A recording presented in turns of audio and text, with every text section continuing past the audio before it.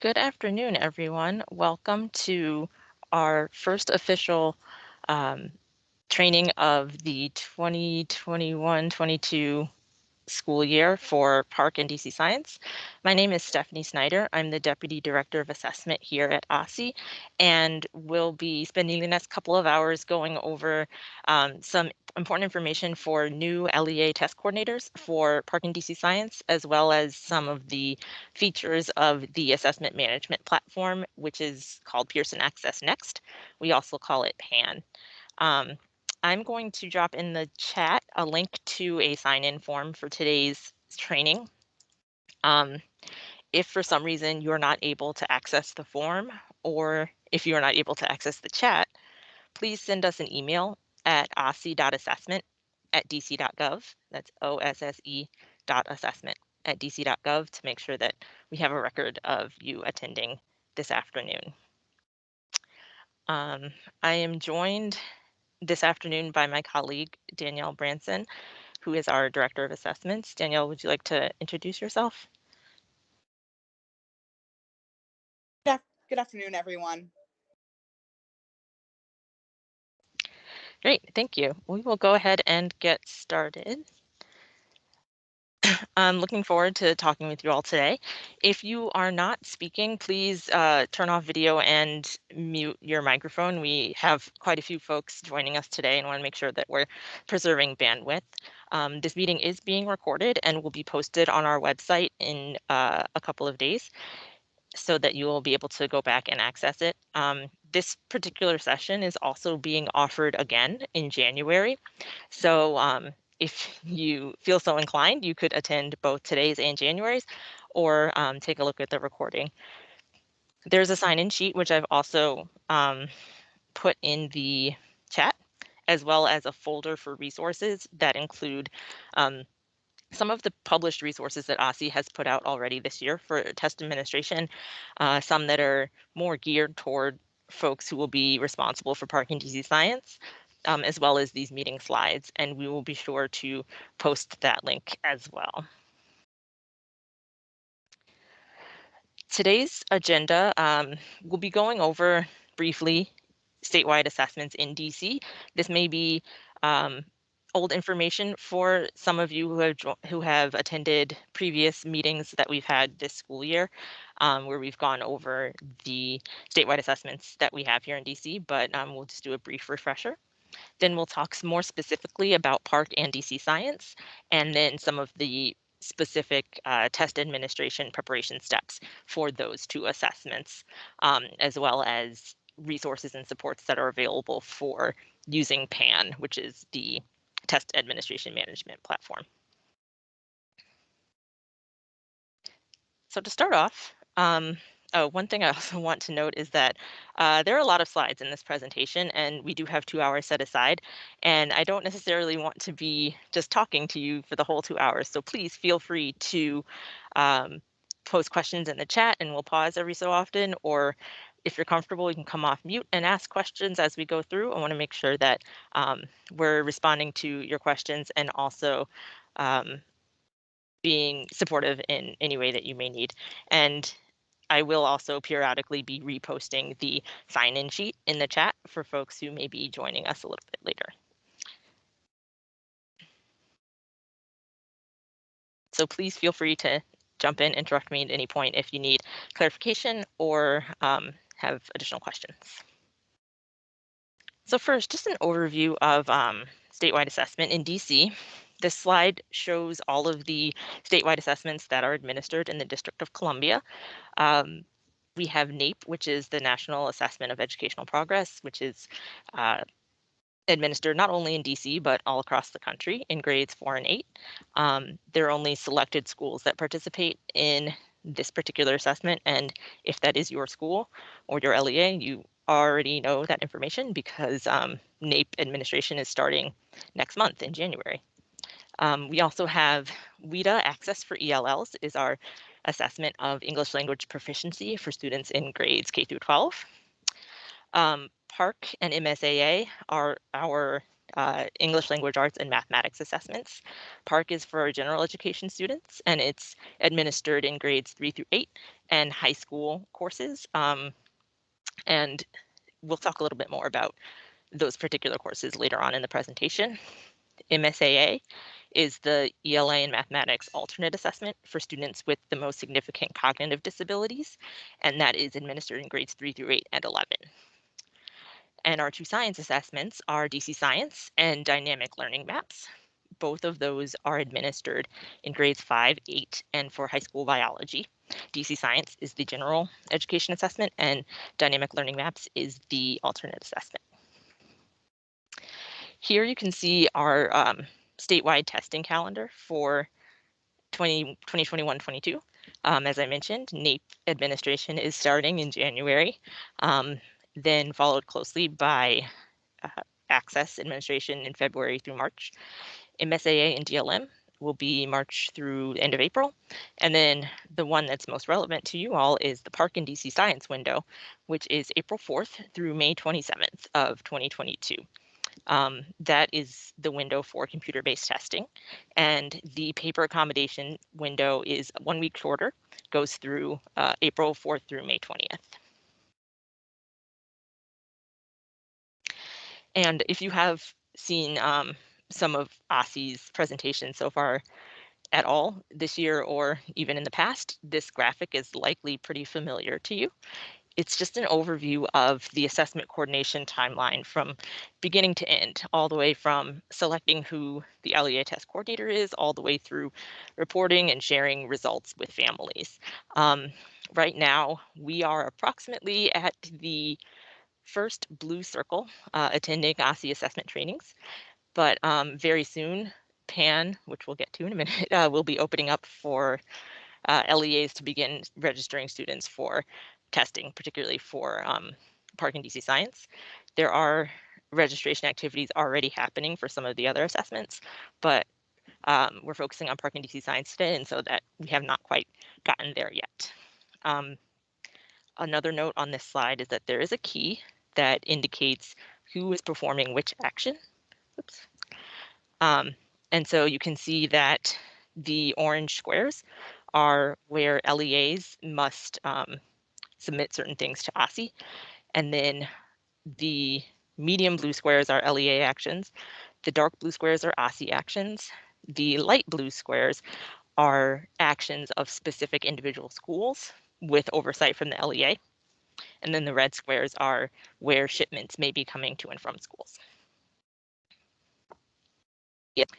This slide is providing some links for general assessment related resources for OSSI's or for DC's statewide assessments. Particularly test security forms and guidelines are posted at the first link there. And we have already posted the test security training modules for this year, which are required for all LEA assessment coordinators to review the modules and pass the quiz with 80% in order to be able to administer assessments in the spring. So if you have not yet looked into that, I encourage you to look at that link and check it out and start reviewing those modules. The statewide assessment participation and performance policy is also posted on our website, and that policy gives more guidance about who is required to test and whether there are certain exceptions, particularly for students who may be in advanced middle school math. They may take Parcc in their grade level, or they may take it. They may take the more advanced courses, and we can talk more about that policy if anyone has questions. And then the final link here is a general test coordinator resource page that has all kinds of documents. Many of them are in the folder that I mentioned earlier in this presentation, but they give a very comprehensive overview of all of the things that test coordinators need in order to prepare for administration and give just a lot of really great information. So I also encourage you to take a look at that and explore the website there. So that was a brief overview of all of the assessments and assessment resources. Now we're going to talk a little more specifically about Parcc and DC Science. So Parcc stands for the Partnership for Assessment of Readiness for College and Careers. It is DC's ELA and math assessment for general education, and it is aligned to the Common Core state standards. DC Science is DC's general assessment for science and is aligned to the NGSS, the Next Generation Science Standards. As I mentioned before, Parcc is taken in grades 3 through 8 and high school. DC Science is grades 5, 8, and high school biology. Participation guidance around students in high school courses is noted in the participation and performance policy that I just mentioned previously. So if you have questions about which students are required to test or which assessments they're required to take, that policy should give you the answers that you're looking for. And if you're still have questions, you can also feel free to reach out to our team. This slide is showing the two assessment platforms that are most relevant to Parcc and DC Science. On the left, you have TestNav 8, which is the platform that students will use to actually take the test, is what students see. On the right is PearsonAccessNext. We also call it PAN, and we'll be talking about PAN a lot today, and you will become very, very familiar with PAN.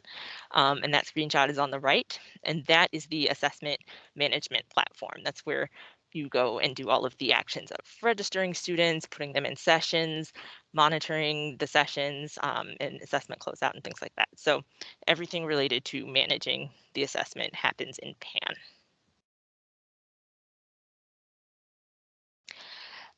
Just a note about test security, and I talked a little bit about test security modules, but in addition to folks actually getting trained in test security and reviewing those modules and passing the quiz, each individual school is also required to submit a school test security plan.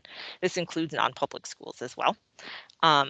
Those test security plans are due 15 business days before you are planning to start testing. So there's an approval process through OSSI that requires that schools submit those plans.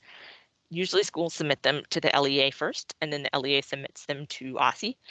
In the case of schools serving non-public students, those plans should come directly to OSSI.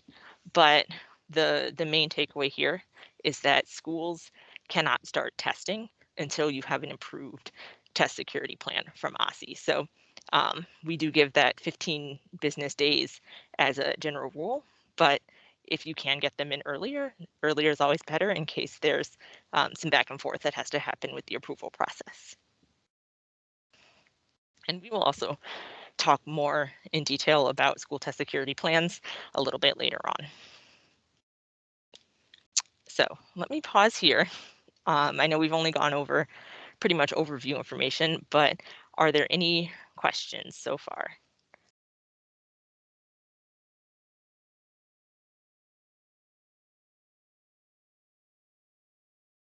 Okay, well, while I'm paused, I will take this opportunity to once again put the sign-in sheet in the chat for those who may have joined since the last time. And we'll move on to the next session of the training, which is planning test administration. So this slide is kind of a mini agenda within the agenda. This outlines all of the steps needed for planning test administration. We'll go over each of these bullets in more detail in the following slides, but just wanted to give you an overview that you can see here the steps required to just get to the actual administration of the tests. So step one, congratulations, you are on step one, it's attending training. The screenshot here is a list of all of the planned assessment administration trainings for the 2021-22 school year. These are not specific to Parcc and DC Science. These are actually for all of DC's statewide assessments, but each of them will be conducted virtually. this year. We're not planning any in-person trainings. There are registration links and dates and times listed here.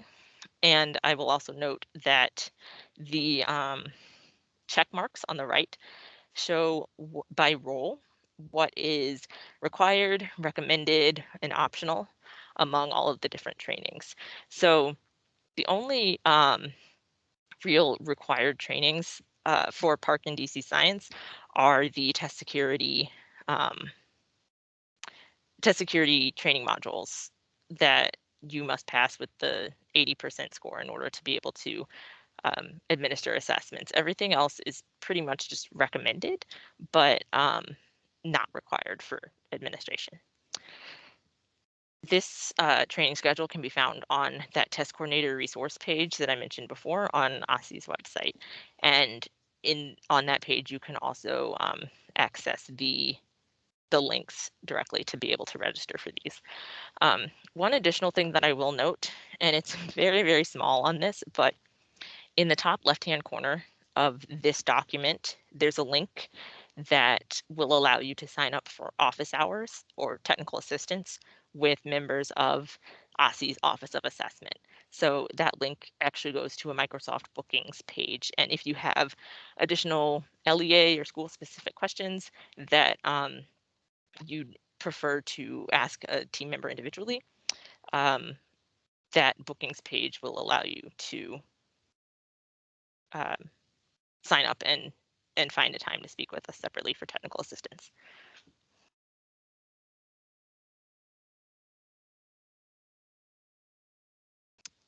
So the next step in preparing for test administration is to assign staff roles. And this... Stephanie, just to pause, it looks like someone has taken over presenting for you. If you can just take back ownership. Yes, thank you. Can you all see my slides? Yes. Thank you. Okay, so I'm not sure, I think the last slide you saw was the training schedule. And so just a note that in the top left there is a link to be able to sign up for technical assistance with members of our assessment team. The next two slides go over the staff roles of folks who are involved in assessment administration. So the different colors here actually do have meaning in a separate document. Basically, anything that is purple is specific to Parcc and DC Science. Other colors are more broad and may apply to multiple assessment programs. So just noting that. The main official roles as defined in the Testing Integrity Act are listed here, as well as some of the main responsibilities. But for more comprehensive description of what each of these folks does, you can look in the test security guidelines or on the coordinating statewide assessments document that is also posted on the testing coordinator resource page. I think the most relevant for this group to know is the LEA Parcc and DC Science coordinator role, which is ostensibly the role that you all hold. This training is for new Parcc and DC Science LEA test coordinators, but some of the other LEA and school-based roles are school test coordinator and technology coordinator and special education coordinator, who are not necessarily directly responsible for administering the assessment, but have large roles in making sure that students are registered and set up for testing appropriately. The test administrators will be the folks actually responsible for reading the scripts and making sure that students are logging in and ready to go. And those are generally school-based staff. And the test administrators, special education coordinators, technology coordinators are all, and school test coordinators, I should say, are all personnel who need to be trained in test security and test administration procedures, and the responsibility for training those individuals falls to the LEA test coordinator. That would be you all. Some of the other roles listed here are a proctor, who is someone who assists the school test a proctor assists test administrators, and then the general blanket authorized personnel is anyone who has been trained on test security and has permission to enter a secure testing environment. So it may be someone who is not necessarily a test administrator, but someone who has been trained in test security procedures and is able to provide support in that way.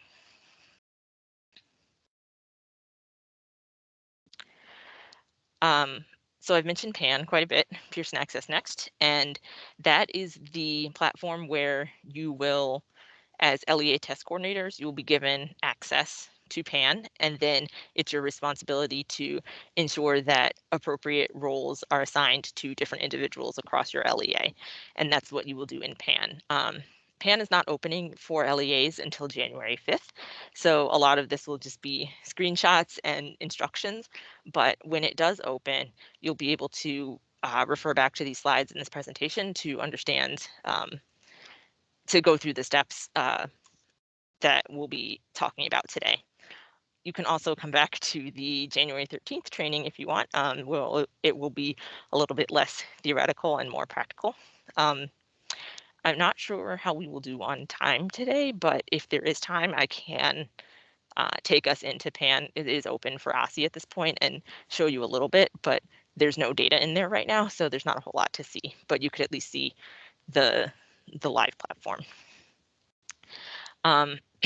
So as I noted, each LEA and each school is set up as an organization in PAN, and the LEA test coordinator will be responsible for assigning different roles, that other LEA roles or school-based roles. And then those staff members may be responsible for actually ensuring that students are put into sessions and ensuring that they have the appropriate accommodations and accessibility features assigned and the appropriate tests assigned. And that occurs through the registration and PNP process, which we'll also get to a little bit later. One particularly important thing to note is that once you do have access to PAN and are able to view organizations within PAN, it's really important that this particular screen that I'm showing here is updated. And this screen shows the physical shipping address as well as points of contact for each individual school. It's really important to have this accurate so that when Pearson sends out paper materials, that they go to the right place and they go to a place where someone will be there to accept them. All right, so that is the first part of preparing for test administration. I'm going to pause again, ask if anyone has any questions.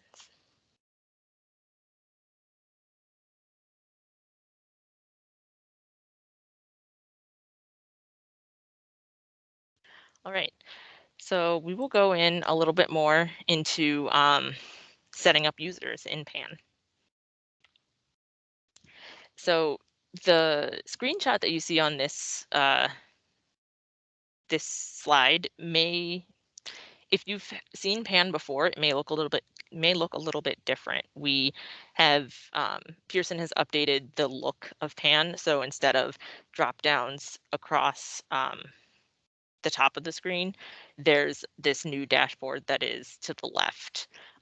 It, I think, is a little bit more user friendly in that it requires fewer clicks to get to certain important features and functions, but just wanted to give you a preview of what PAN looks like. As I mentioned, LEA folks are responsible for setting up school level users in PAN, and those roles should match what's documented in schools' test security plans as well. There are many resources on PAN itself that are that have been produced by Pearson that guide you through using PAN specifically. And there's a lot of tutorials and videos and things that can help you navigate and understand how to set up your users in PAN appropriately.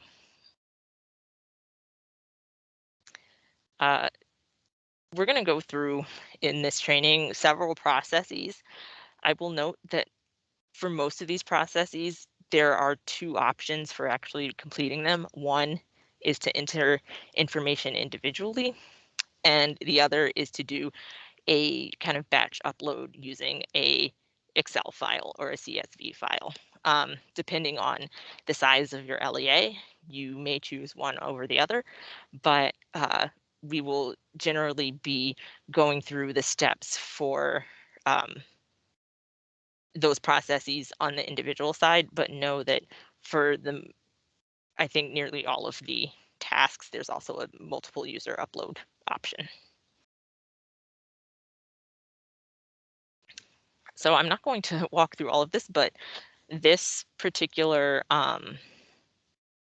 setting up users individually, these are the steps that you would take once you're within PAN from the home screen in order to be able to do that. I will note that some LEAs do choose to delay folks' access until they've had an opportunity to train them. So the system does give you an option to give folks an active begin date. So if you are going in there on January 6th and putting in users but don't actually want them to access it until the following week, you can put in an active begin date that is after when you're actually in the system. And the system will give them access on that date that you assign. And then these are the instructions for uploading a file in order to upload multiple users at once.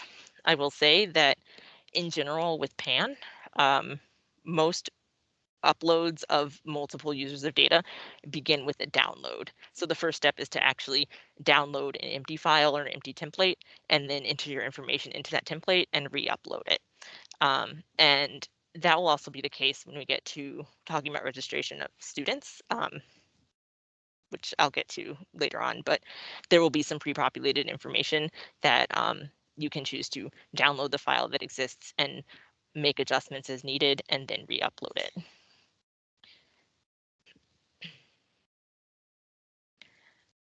So again, this slide just gives additional steps for the user import process.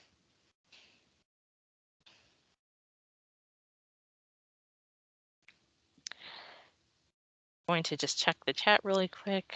I'm not seeing any questions, but does anyone have any questions before we move on to registering students?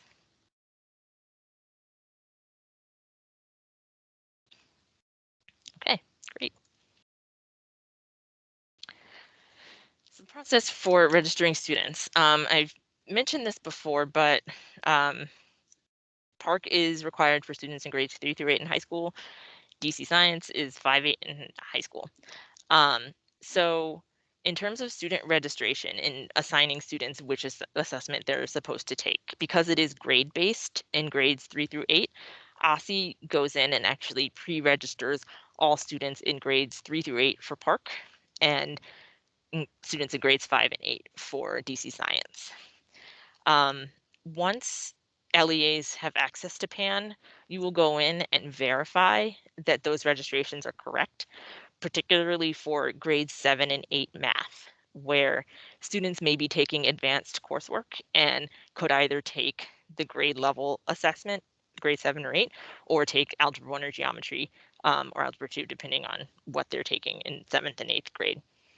That is a choice that is up to the LEA's discretion of which assessment those students should take, but please note that if students are taking advanced middle school math and you would like them to take the course-based assessment, you will have to adjust their registration in PAN because they will be pre-registered by OSSI for the grade 7 and the grade 8 assessments. And then moving on to high school, because taking the assessments in high school is aligned to a particular course that students are taking, LEAs are responsible for ensuring that students are registered for the appropriate assessments there. So Students who are in high school are taking Algebra 1, Geometry, Algebra 2, if it's required, LEAs would go in and register those students on their own. And same for science, students taking a high school biology course would be registered by the LEA. And there's more information about who's required to take which assessments in high school in the participation and performance policy that I've referenced before. So now we get into more acronyms and really kind of the meat of the registration process for registering students for these assessments. So there's a spreadsheet called the Student Registration and Personal Needs Profile. We shorten that to SRPNP, and you will hear that acronym a lot and see it a lot throughout the assessment administration process. So the SRPNP is kind of two separate things, but in the same spreadsheet. So SR, student registration, is the part that includes which LEA and school the student belongs to, their name, their unique student identifier, birth date, other demographic information, and specifically which assessments they're taking. And then the PNP portion, personal needs profile, is where you assign accommodations and accessibility features to particular students based on their IEPs, or in the case of accessibility features, some in IEPs not needed, but there are some features that need to be identified in advance before students are accessing their test. There's going to be a lot of guidance and documentation and help in understanding what the SRPNP is and how to fill it out and how to complete it and upload it. So today we'll be doing a very high level overview, but just know that there will be many more opportunities for you to understand what is needed for the SRPNP.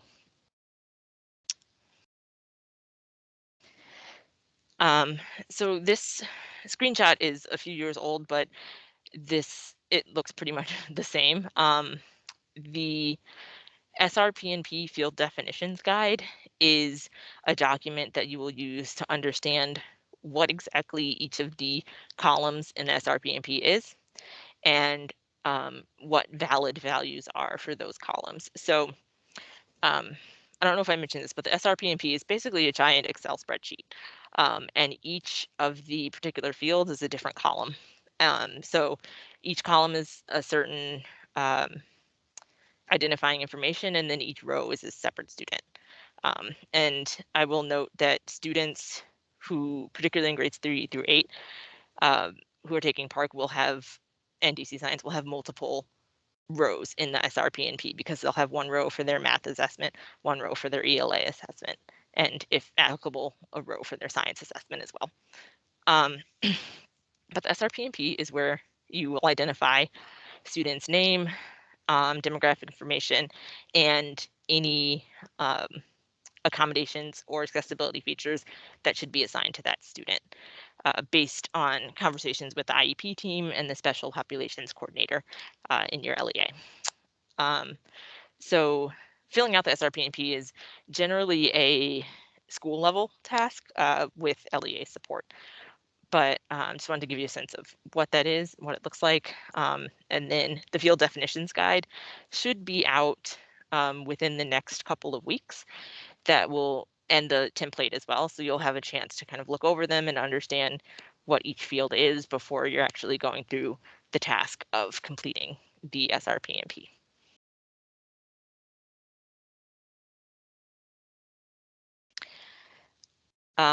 I see a question in the chat. If a student with unique accommodation, large print magnification, who at OSSE should I contact to make sure we administer the assessment correctly? The student is new to us. Great question. You can send an email to, thank you, Danielle, just send an email to Michael Craig. He's our special populations coordinator, or assessment specialist, and he will be able to talk to you about what accommodations would be appropriate for that student and how to register them. Yep. I have a question about this SRPNP. I'm in a non-public, and honestly, when you register them, how is this? It keeps saying register students, but they're being registered for us, right? Or So there are two separate parts of the registration, the SRPNP. It's a great question. So the SR part, the student registration part, OSSI is completing. So that's just the demographic information, like what school, what LEA, what unique student identifier this student has, their birth date, kind of that information. The PNP is really the part where LEAs and schools come in and fill things out for individual students. So you see the record of this student is registered, and then you would go in and complete, okay, these are the accommodations that the student needs. And that's the P&P part. It's just kind of two halves of the same spreadsheet. So okay, yeah. Thanks. Yep. So this slide, registering students individually, is likely more applicable to students who are in non-public placements because there will be many fewer of them. So as I said, there's usually a individual entering option or batch upload option. The individual option for registering students in this case is likely to be used mainly by non-public schools because there are many fewer students. But the steps outlined on this slide will show you how to navigate that process in PAN. And this slide is getting to that question about making sure students have the appropriate accommodations. The personal needs profile is the second half of the SRPNP. Accommodations and accessibility features are assigned in that PNP section. Accommodations require specific plans, either IEP 504 plans or an English learner EL plan. Accessibility features can be assigned to any student based on LEA or school policy. There are some accessibility features that are built into the test that are available to any student. Things like zooming in, color contrast, certain things that are in the TestNav platform that students can manipulate on their own.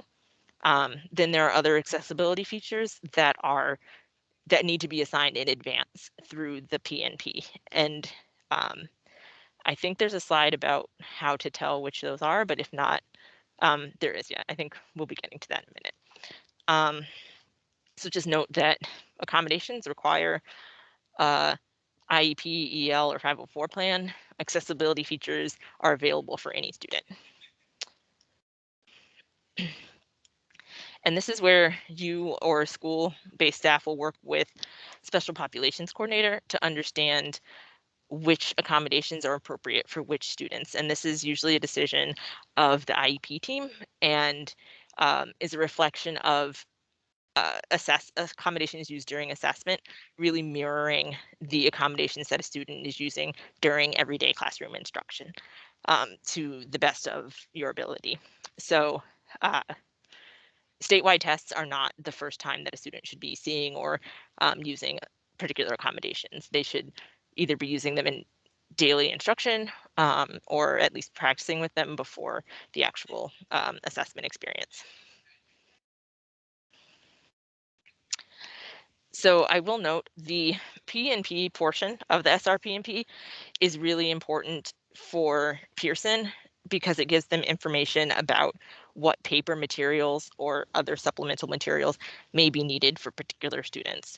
So the SRPNP is completed in February, particularly the personal needs profile. If a student has an accommodation that requires paper materials, it's really important to get that information in on time in February so that Pearson can prepare and ship out the appropriate paper materials, and those will come to schools before the testing window opens.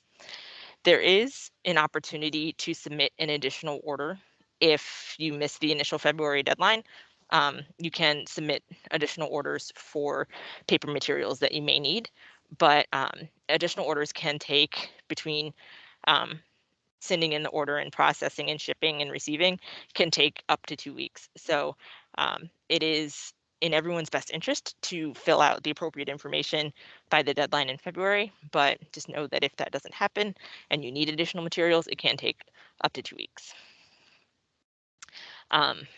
If there are accessibility features that need to be assigned, those do not require paper materials.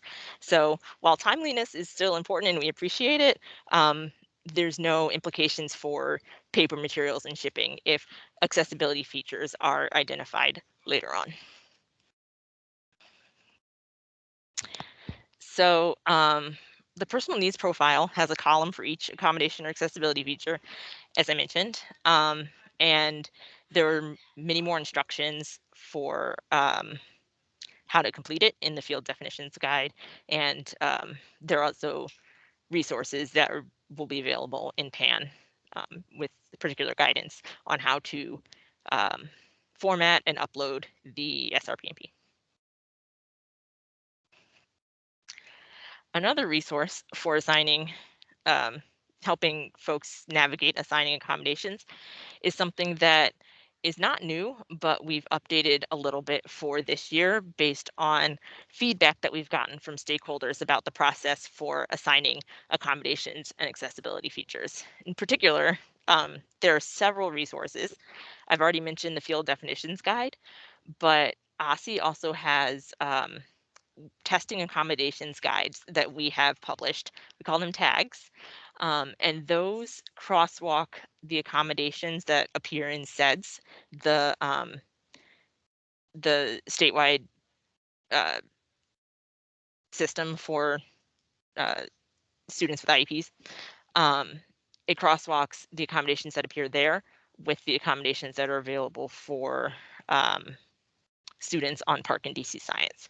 And we've added reference to the field definitions guide that refers back to the tag. So basically, I think what we've done is try to improve how these documents are speaking to each other so that if you're looking at one of them, you can very quickly understand where to reference that same accommodation or accessibility feature in one of the other documents.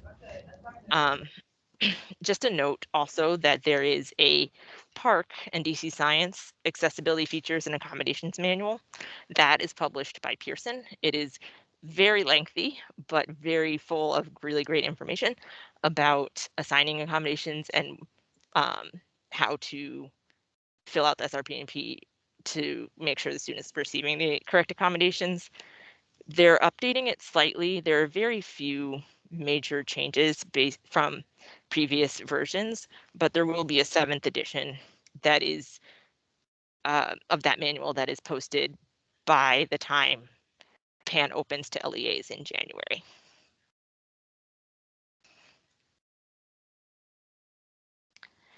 And as I mentioned before, Pearson has many, many resources within PAN, videos and other documents to be able to understand the process for importing, exporting, filling out the SRPNP. And this slide just shows a little bit of what you can expect to see in PAN in terms of guidance and documentation.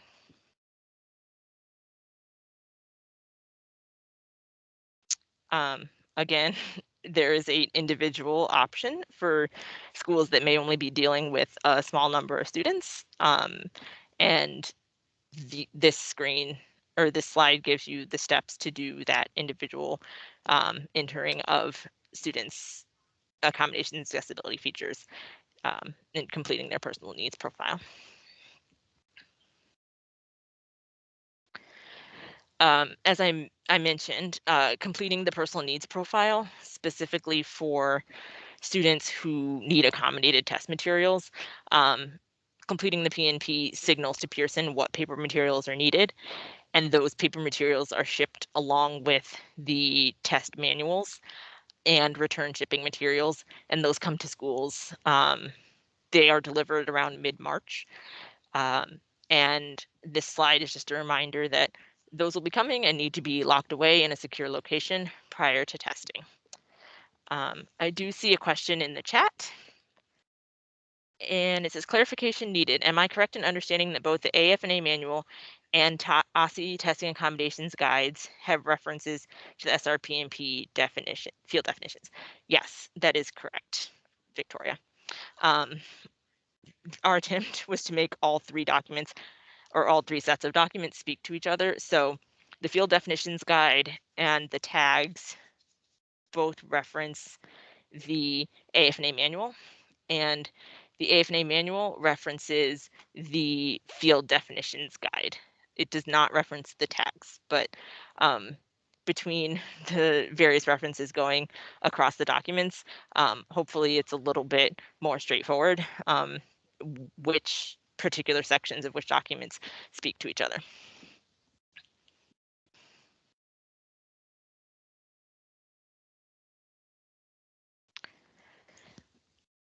One additional note about receiving materials this year is that test coordinator manuals and test administrator manuals are also shipped to schools along with secure materials.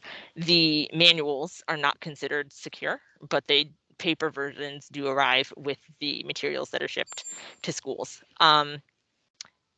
These two resources will also be available online in January, and then the physical paper copies will be sent to schools in March. There is an option this year that is new for LEAs to opt out of receiving paper copies of the testing manuals.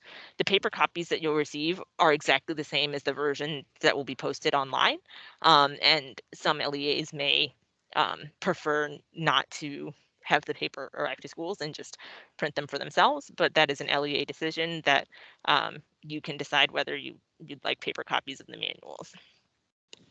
I will note that information in the manuals is required for folks to read. So if you read it in the online version, it's fine. And if you read in the paper version, also fine. But the manuals include things like the test administration scripts that test administrators are required to follow. So if they are fine with using the online version, that is fine. But some people do prefer paper. So that's up to each LEA about that. Okay. I'm going to take a pause again before we get into the next section.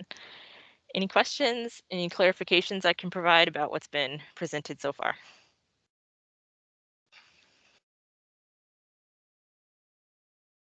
Okay. So this next section is about Stephanie, setting. there is a question. Oh, sorry, Stephanie. There's a question in the chat. So I saw the one about the AFNA manual from Victoria. Is there another one that I'm missing? Oh, maybe I thought I saw another one. Apologies. Oh, okay. Thank you. So setting up technology is something that is a shared responsibility between LEA coordinators, school test coordinators, and the technology coordinators across schools and LEAs. But just to give you an overview, the technology that is required for Parcc and DC Science, all of the technology requirements, including minimum device size, software and hardware requirements, are available. You can find the specs through PAN, but they're also available through just a Pearson test nav requirements webpage that's separate, and it's available through the DC Pearson support page. I think there may be a link to that coming up, but just letting you know that tech specs minimum requirements are posted for this year. TestNav 8 is the application that students will use to access the assessment, and it is available as an app that must be downloaded onto testing devices. The latest version is available currently to be downloaded from Pearson, and technology coordinators can work with school-based staff to make sure that that app is downloaded to all student testing devices. There are also practice tests available through the Pearson support site that are recommended for students to be able to practice with the functionalities and get the look and feel of TestNav before they're actually taking the assessments. So those practice tests really mirror the computer-based testing experience, and can be good for students to understand the different types of items that are available and just the different functions of TestNav 8. Proctor Caching is something that comes up every year. It's getting to be less common for schools to use, but it is an option. And information for how to set up Proctor Caching is available in documentation that will be available in PAN. And it's just kind of a stopgap measure to make sure that, or to guard against technology interruptions that may happen. But for the most part, Proctor Caching is not being used really, or it's being used less than in the past and is not really required. I do see a question in the chat that we need to use the app instead of the website for testing. Yes. For those of you who may have been around last year, there was a browser-based option for TestNav for administration. That is no longer the case. The TestNav 8 app must be downloaded and used for secure testing. The practice tests are available through a browser, but the app needs to be used for the actual secure testing events. Thank you for the question.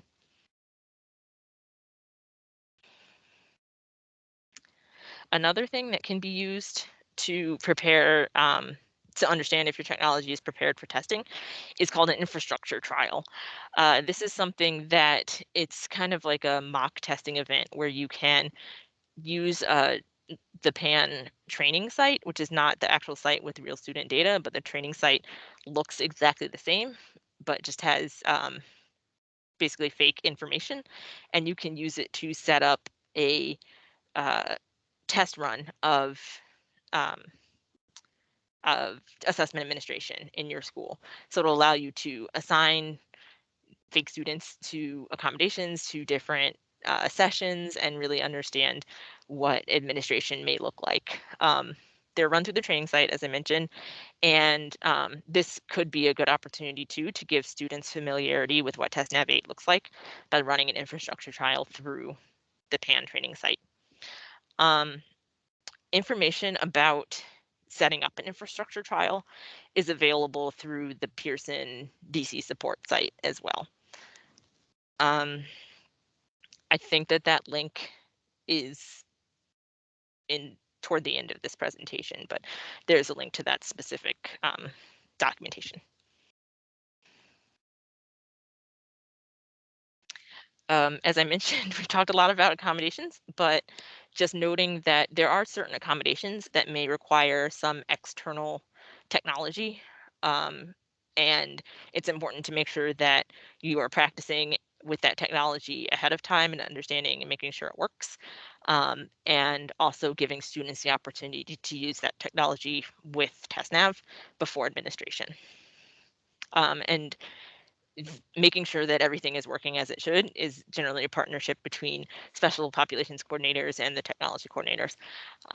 But it is important to make sure that all of that is functioning before the assessment administration.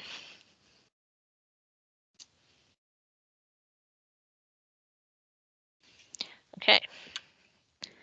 I'm going to pause once more before diving into the next section for any questions or clarifications. I'm going to drop the sign-in sheet one more time in the chat for those who may have joined. And we can talk about creating a testing schedule. This slide shows the number of units for both Parcc and DC Science by grade level. I will note that there are field test items that are embedded in the Parcc math assessments. In Parcc ELA assessments, the field test is a separate unit. So we don't field test at every grade level for ELA, but this year we will be field testing at grades 3, 6, and 10. So those require an additional unit. So as you're planning out the testing schedule, or as your schools are planning out their testing schedules, they need to be aware that for the most part, the ELA assessment is 2 units, but for those particular grade levels, grades 3, 6, and 10, an additional unit is required for this year. For DC Science, the assessment is broken out into 4 units that are each 45 minutes. And just noting that the testing times for each of the units is also noted on this slide.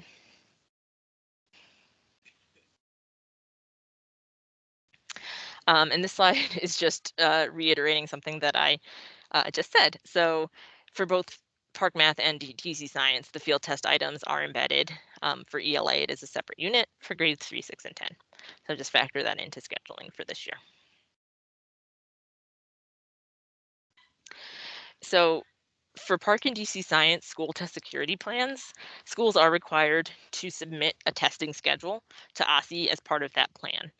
The particular requirements for that schedule are noted on this slide here. The plan date and time of the unit, what assessment it is, subject, grade, and course, and most particularly for DC Science and for Parcc, the schedule needs to have the name of the PAN session. So we'll talk about setting up sessions in PAN in a little bit, but making sure that the PAN session code and the test administrator names are part of the testing schedule that's submitted to OSSE is really important.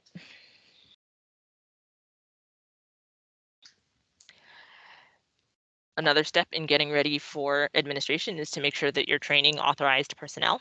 Authorized personnel is a technical term it comes from the Testing Integrity Act for DC, which governs statewide assessments in DC. So getting an understanding of who is authorized personnel and who is not can be found in the test security guidelines. But basically anyone who's involved with statewide assessment administration needs to be trained on test security and test administration procedures. They all also must receive a test security notification statement, which kind of outlines all of the requirements for keeping materials safe and secure and making sure that testing incidents and testing violations do not happen. So I believe I mentioned before that we kind of have a train the trainer model for test security training. So the LEA test coordinators are responsible for ensuring that school test coordinators are trained on test security procedures, and school test coordinators it may be that your LEA school test coordinators train test administrators, or if it's a small LEA, the LEA coordinator may train both school test coordinators and test administrators. But that is up to the discretion of each LEA.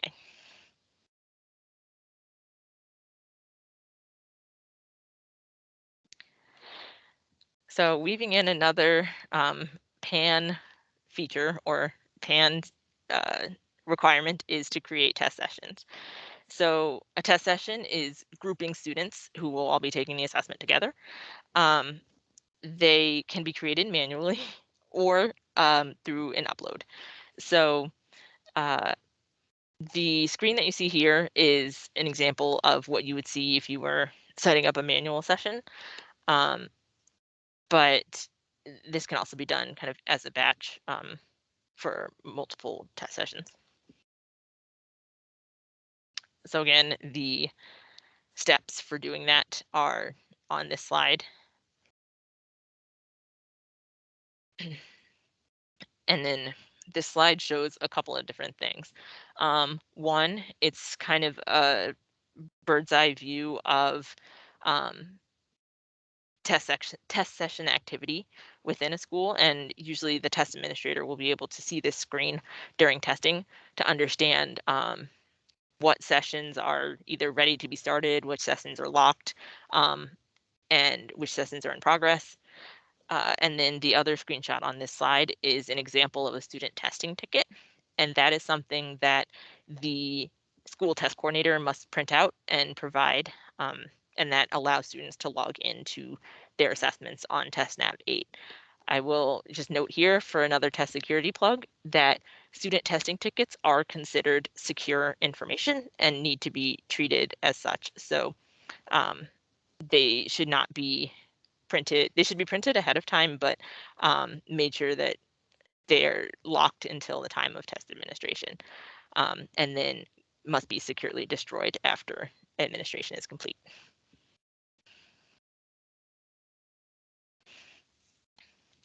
One note about creating test sessions is that OSSI has a test session naming convention so that we can, when we're looking at test security plans, we can quickly check and make sure that sessions are named appropriately and understand whether they're regular sessions or makeup sessions. So for listing the test administrator for each session, the convention is last name dot first name.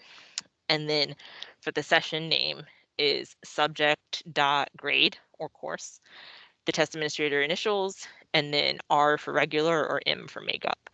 And you can see an example of that convention on this slide. And there are a couple of nuances for the course-based assessments like geometry and algebra, which are not a grade, but should still be part of the test session name. So that guidance is available on this slide. It's available in the test coordinator manual and in the coordinating statewide assessments document that is on OSSI's website.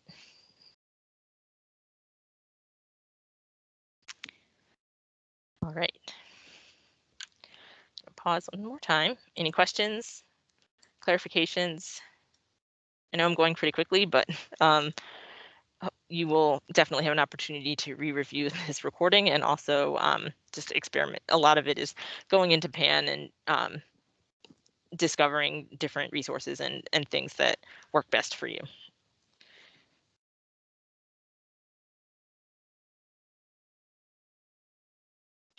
Okay, so school test security plans. Staying in the vein of test security. So prior to schools testing, they must submit a school test security plan to their LEA, which then gets submitted to OSSI, and OSSI will either approve the plan or send it back with requested revisions. The steps for school test security plan, putting those together are listed here. The test security plan should also be part of a school's test security file. So test security file is a physical file that has documents related to assessment administration, including any test security plan, any test security incidents that happen. Those should all be documented and put into this physical school test security file. And that file is required to be held at the school for a minimum of 4 years. I think that may come up again. So, yes. The way in which school test security plans are submitted is through a QuickBase application. For schools in LEAs, those plans are submitted to the LEA and the LEA submits to QuickBase. For non-public schools, the non-public schools submits directly to OSSI and QuickBase. If you have issues with accessing QuickBase, you can send an email to ossi.assessment@dc.gov and we'll make sure that you have access as a non-public test coordinator. I mentioned before, but the school test security plans are due 15 business days prior to the first day of plan testing in your school. And earlier is always better, but at least 15 days in order to give us time to review and make any necessary adjustments. And just noting again that schools may not start testing without an approved test security plan. That's a test security violation. So it is best if we get the plans as early as possible so that you can ensure that it is approved before you are planning to test.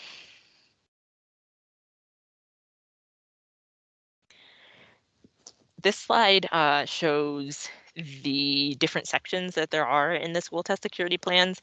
I will note that OSSI will release there's more information about school test security plans in the test security training modules, but we will also release exemplar test security plans so that schools can see the expectations that we have for each of the particular sections, the level of detail that we're looking for. And so those exemplars can be helpful for schools as they're building their school test security plans. But some of the most salient features of that plan are your testing starting and ending dates, general information about who your test administrators are, any logistics that are particular to your school or your LEA, and plans for managing secure materials. So there's a lot of information that goes in the test security plan, but there is an exemplar that kind of walks schools through step by step, so you know the level of information we're expecting.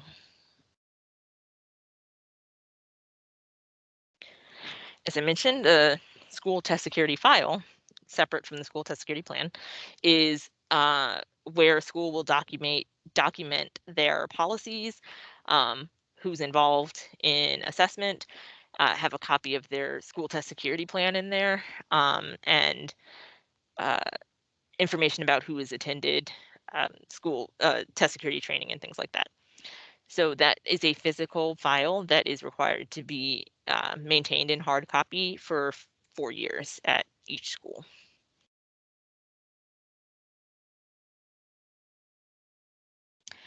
So I've been going for over an hour and we're just now getting to actually administering the test.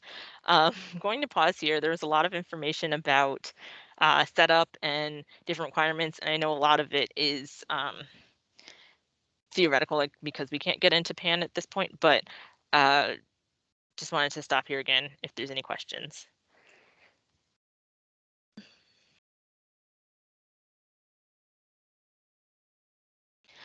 Okay, great. So the next step is to actually administer the test. On this slide, you can see OSSE's goal for administering uniform and equitable statewide assessments. That means that they are administered in consistent and standardized conditions in secure testing environments. So there are certain requirements for making sure that classrooms and other areas where students are testing are considered secure testing environments. One thing to note is that when a test unit is started, this information that's on the slide here is required to be displayed so that students can see it, knowing the name of the unit they're supposed to be in, how long the unit testing time is, when they started, when the ending time is, and how many sections there are. And this information can be found in the test coordinator and test administrator manuals, but it's the responsibility of the test administrator to make sure that this information is displayed somewhere in the testing environment for students to be able to reference it as they're testing. The next part of creating a secure testing environment is the actual physical setup of the classroom. This slide shows a lot of things. Some of them are considered test security violations and are not the environment that is pictured here is not an appropriate secure testing environment. OSSE requires that one, students' desks should be sufficiently spaced so that they aren't able to see content on each other's screens. But OSSE also requires that any content related to any posters related to the content that's being assessed either need to be covered or removed. So everything that's kind of been highlighted in red here is an example of test content or tested content that and test taking strategies that would need to either be covered or removed. So one way to make this classroom a inappropriate testing environment would be to space out the desks, the student desks, put up barriers on each desk, and then cover up anything that's on the walls related to test taking strategies or the tested content. Things like the school schedule, the name of the school, those things can stay. And then, of course, the display of the unit time and that information for students should be somewhere prominently displayed in the classroom. So one option is to cover prohibited materials. The other option is to remove them entirely. And that is up to the discretion of schools and LEAs. But those policies should be made clear to schools as you're doing your LEA and school-specific training. This slide is a close-up of a student desk and what should and should not be part of the student's individual testing environment. So there are some things here that, depending on the content area and depending on student accommodations, may be appropriate or may not be. So to start, students should not have cell phones. In fact, test administrators also should not have cell phones in the testing environment. There are a couple of specific exceptions, which we'll talk about later, but in general, cell phones and other electronic devices are not permitted in the testing environment, with the exception of student testing devices. And also the novel that is here on the student testing on the student's desk is not appropriate for because it could have content related to the content being assessed. There are some materials on the desk here that would be appropriate for students who have accommodations or accessibility features, namely the dictionary that's there, and the headphones and calculator may be part of a student's accommodation or IEP or accessibility feature. And those are the things that are highlighted on this slide. And then there are things on this desk that are optional, but up to LEA's discretion and school's discretion about whether they're provided. That includes the paper copy of the math reference sheet. That reference sheet for the Parcc math assessments is embedded in the testing platform on the computer. So providing a paper copy is optional, and some schools would like to do it and some don't. Just note that if a student has a paper copy of the math reference sheet, it must be blank other than the reference. And if it is written on in any way, it is considered secure material and needs to be destroyed at the end of testing. Also, the little candy mint on this desk is an optional material as well. And this takes us down to, oh, and also the barrier separating the student desk is something that is optional. Taking us down to what's actually required to provide students for testing, students must have access to blank scratch paper and a pencil, as well as their testing ticket, which has their login information.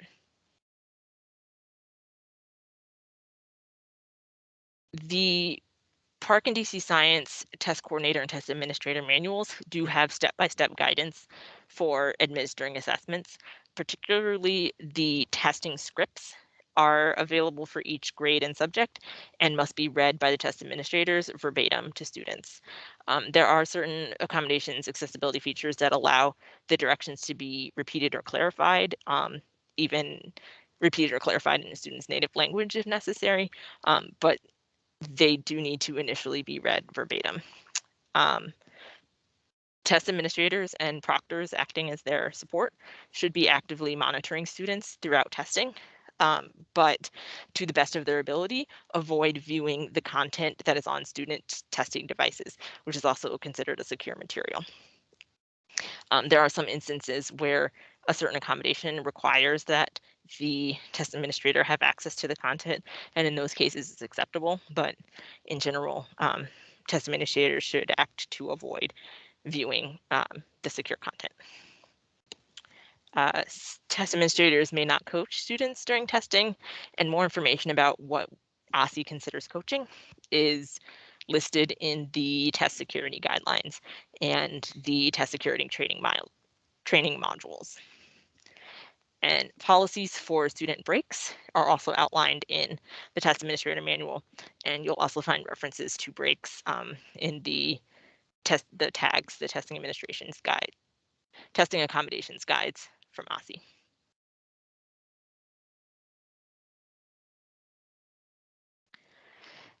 As I mentioned, test administrators should be circulating throughout test administration to ensure that policies and procedures are being followed. Same goes for test coordinators and other kind of school level personnel. It is also the role of that school level personnel to document any testing irregularities or testing incidents and reporting them to OSSE when appropriate. And as I mentioned before, cell phones and other electronic devices are only allowed for test coordinators and technology coordinators, and in the instances where they need to use them, it should only be for the purposes of contacting Pearson or OSSE for immediate testing support.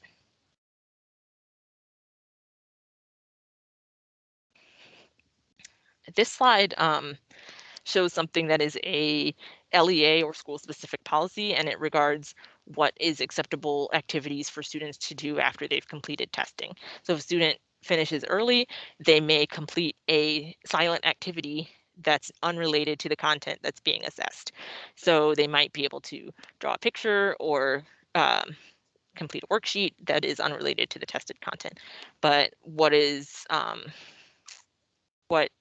accepted is based on school and LEA policy.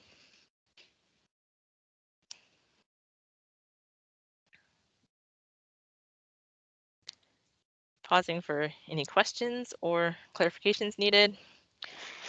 Is there a way to have the PowerPoint emailed to testing coordinators? Yes, we will post this PowerPoint and the recording on the test coordinator resources page of the OSSE website after this session. So you should have access to the slides. So monitoring testing. This portion of the training is more about what does monitoring testing look like within PAN and what are some things that test coordinators and test administrators would see as students are testing. So this screenshot shows a students in session page from PAN, and you can see here the different status of these made up students here. So one student is exited, one student is actively testing, one student is in resumed status, which means at some point they got disconnected from their test. They may have accidentally done it or taken a break and they need to be resumed. So that's the status that that student is in. And then there's one student who's in ready status, meaning they have not yet started.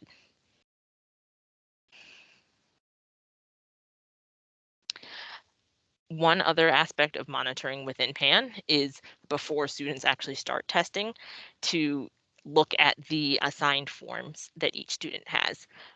Certain accommodations or accessibility features come with different versions of the form, and those are noted on the right side of the screen here. So if a student is assigned the text-to-speech accommodation or accessibility feature, making sure that next to their name in the list of students in the session that TTS does appear. And it's important to check these before students actually start testing to ensure that students have access to the accommodations that are required and do not have access to those that are not authorized.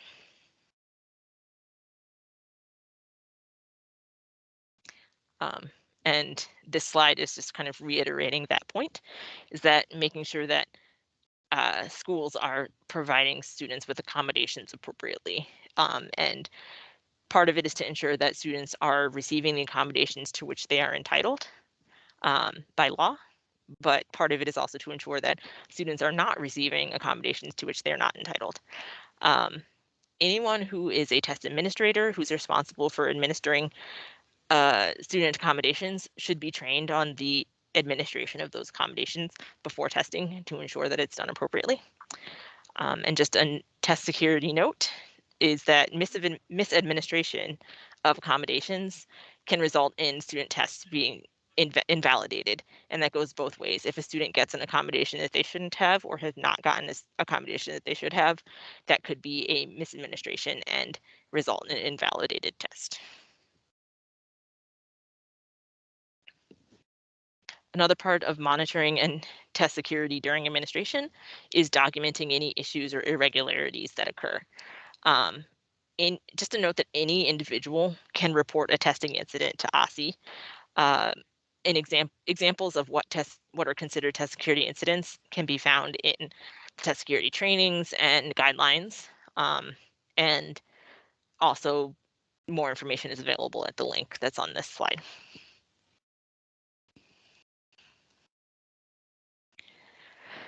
Another aspect of monitoring during testing is actually on OSSE's part. OSSE monitoring, in years past, OSSE staff would actually come into schools according to the testing schedules that were provided in the school test security plans, which is why it's important that those are accurate, because OSCE staff would appear unannounced based on schools' submitted testing schedule.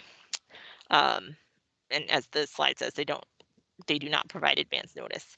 For this year, we are still evaluating, due to health and safety, whether OSCE will be conducting in-person monitoring visits like we've done in the past, or if some virtual monitoring visits may be appropriate instead.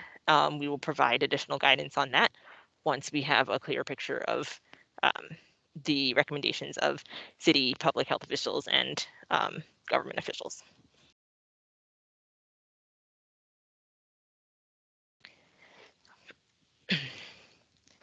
It's one of the final steps after we've gone through all of the preparation and administration is then closing out the actual administration.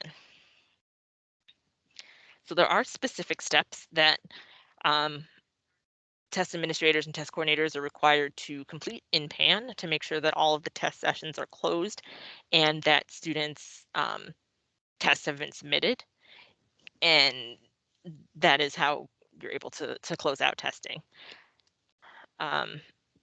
This is an example of how manually closing out test sessions can happen. The individual steps in PAN are listed here. In many cases, it means that you actually have to go in and stop the session in order to be able to close out testing. And another aspect of testing closeout is ensuring that any secure materials are returned to Pearson. Secure materials that need to be returned are returned, and that secure materials that do not need to be returned are securely destroyed. So examples of things that do need to be returned to Pearson are test booklets and answer sheets, human reader scripts, and I think that's mainly an exhaustive list. The secure materials that must be shredded, as I mentioned before, any math reference sheets that have student writing on them, used scratch paper, and then student testing tickets. And then there are other non-secure materials that can just be recycled without being shredded or otherwise destroyed. Things like blank scratch paper, blank reference sheets, and then the test coordinator administrator manuals, if they do not have any kind of writing in them. The black label that you see here, the secure material shipped to Pearson, is an indicator that will be on paper materials that are shipped to schools as an indicator of what does need to be shipped back. So just noting that, keeping an eye out for that particular label so that folks know what needs to be returned to Pearson. And in those initial shipments that Pearson provides, they will also include materials for the secure return of those materials. So make sure that you're not throwing away any extra packing materials that may be in those initial shipments, because those are used to send things back to Pearson.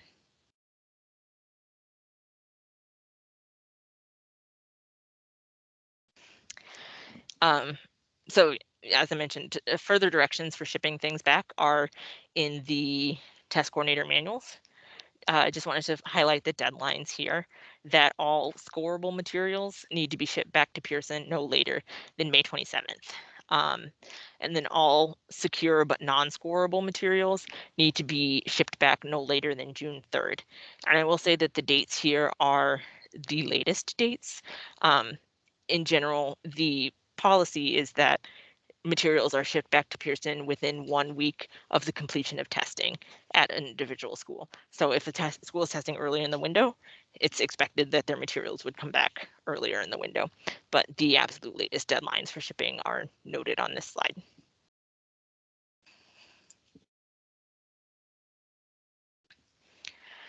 Another aspect of closing out testing is, again, related to test security, and it is making sure that test security affidavits are signed by each school test coordinator and LEA test coordinator and then submitted to OSCE. In the case of non-public schools, the non-public school test coordinator would sign it and send it to OSCE. And then also at the end of testing, making sure that your test security files are up to date. Any changes that happen to testing schedule are documented and printed and put in there. And then any other notes or reports or incident reports, things like that, are contained in that file as well.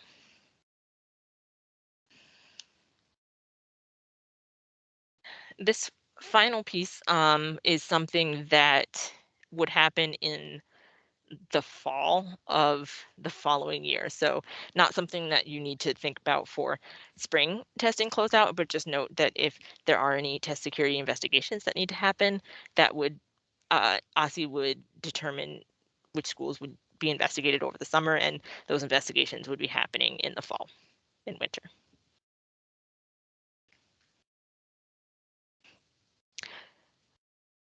Okay, I'm coming to the final section. So we'll pause once again for any questions, clarifications.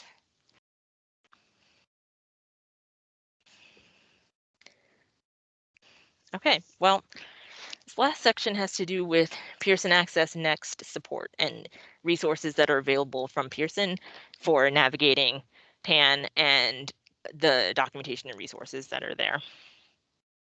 So there is a PAN user guide.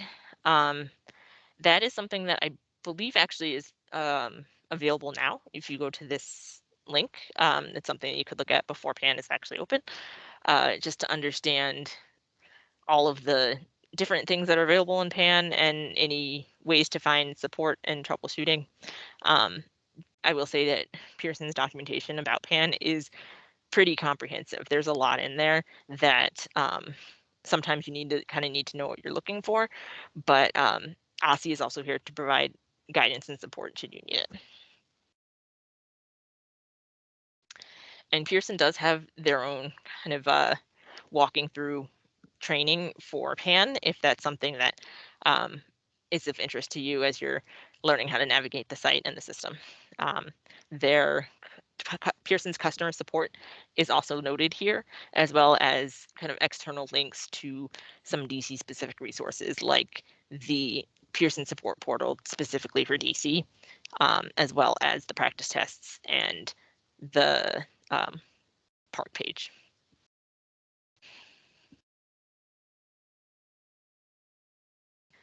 This slide details a number of other administration resources, direct link to PAN itself, the kind of homepage for PAN, the Pearson support site, PAN support site, links to where the manuals will be posted, the Pearson training modules for PAN, and then the DC specific Pearson support portal is also listed here, as well as the DC Science website, customer support numbers, and a link to the OSSI support tool, which is a way for LEAs to get support from OSSI and to send secure information.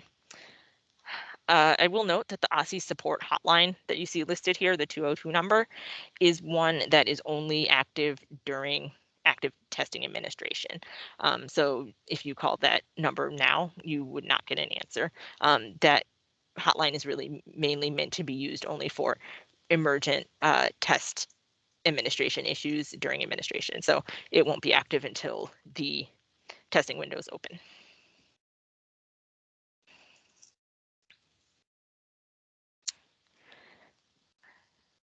In the vein of more information, because more information is always better, more links here about Common Core state standards and additional resources for understanding the Parcc assessment itself.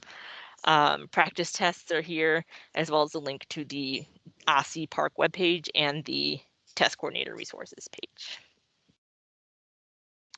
And this slide is the DC Science assessment resources. One nice thing about these resources is that each of them has kind of an explainer video as well. So the explainer video is, what is this resource and how do I use it? And then there's the actual resource as well. All right, I am on the official questions slide, and we'll pause here, take any additional questions or any clarification I can provide.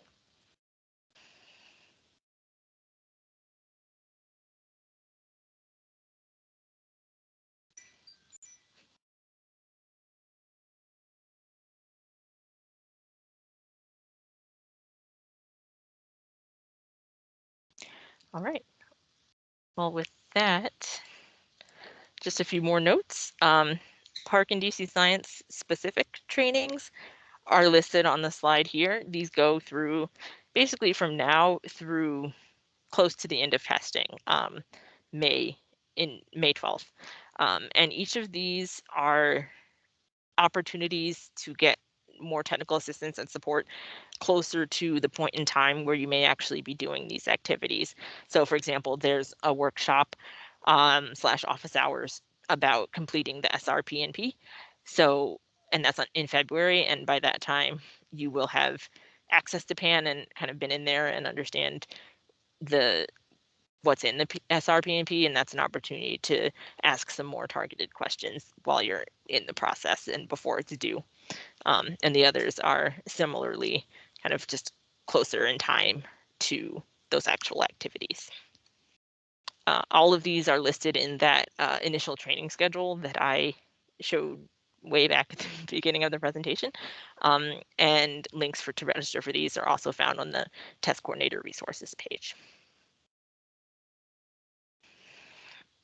This slide provides general contact information specific to each assessment program or policy area that you may have questions about. So if you do have additional questions, please do reach out to us either individually or through the ASSE.assessment email. And with that, I want to thank you for your time this afternoon. Again, this training will be repeated in January after PAN has opened. But if there, in the meantime, if there are any other questions or issues that you'd like to raise, you can either shoot us an email or sign up for a Microsoft bookings with the appropriate team member. And I hope that you all have a great rest of your afternoon, and we'll talk to you again in the new year. Thank you.